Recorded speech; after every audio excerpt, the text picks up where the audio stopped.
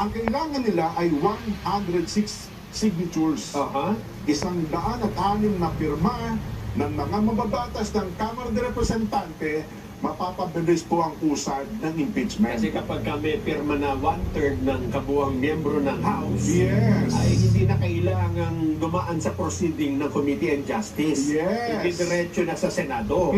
Yung sabi, gusto nilang madaliin nga. Meron daw po mga gumagapang ng gano'n at sa pinakahuling bilang daw, Nelson, hindi ko lang po totoo, ay parang mahigit na ata sa 20 hanggang 30 daw ang pumipirma. Nako, mga mamabatas, congressman. Totoo kaya yun? Congresswoman.